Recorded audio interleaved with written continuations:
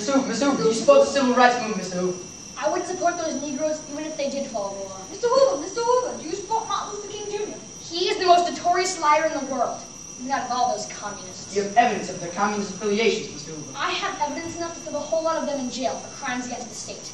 And I really must go. Mr. Hoover.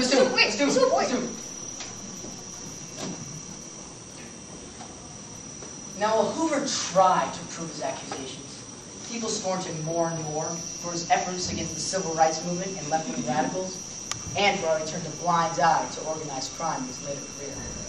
Congress recognized how he abused his power, and they came to a decision soon after a fateful May 2nd, 1972. Mr. Hoover, the breakfast is ready.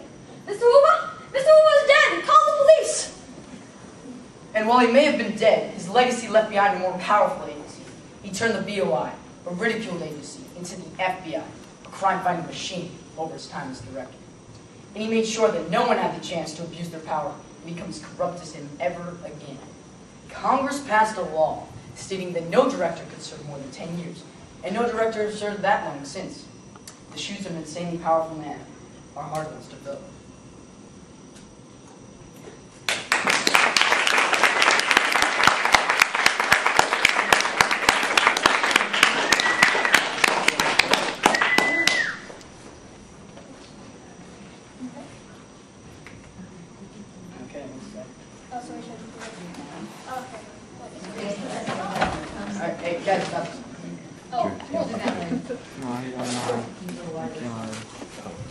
Well, we wanted to learn a lot more about this time period and Hoover in general because of his prominence in history, and so we decided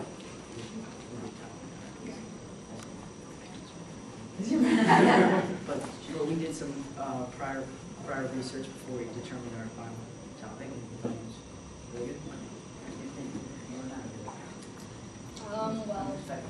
Well, a lot of people, they really don't like him, but what they didn't know is that he was very good in his early career. We found out about that and also how he became so hated, I guess, by the public. The most interesting thing I found out was how long he served there.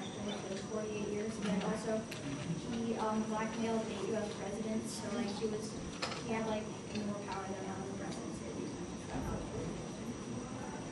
Because of him blackmailing the presidents, that helped him continue to be director for many years.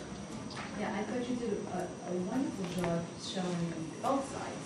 His legacy, he did a lot. I mean, he created the FBI, and then he also had this other side to him. You also, your tongue was factual, yet irreverent about him with a touch of humor. So it was a very interesting kind of performance about him because J. Edgar Hoover as a person has been, since his death, ridiculed for various things, and I think you tied it all in with the tone of your performance. So that was very interesting, very well done. How'd you go about finding your primary sources?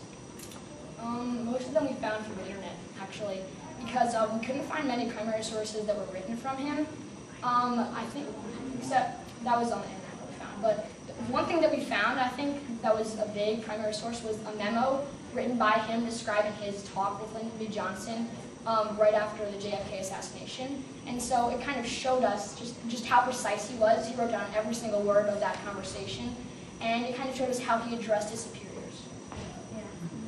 Also, there were a lot of quotes about him that helped us like understand what he thought about law enforcement, civil rights movement. Yeah.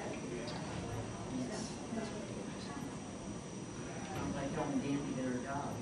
Yeah. She did.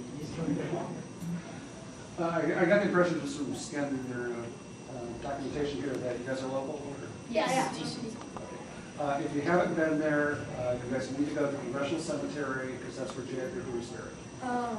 You guys need to get a picture of his grave. Okay. Yes. There's a source you have here that is, did you see if this is like a real, this J. Edgar Sicko, the lawparty.org, what kind of source? That was ridiculing J. Edgar Hoover, and it was talking about how he was so terrible.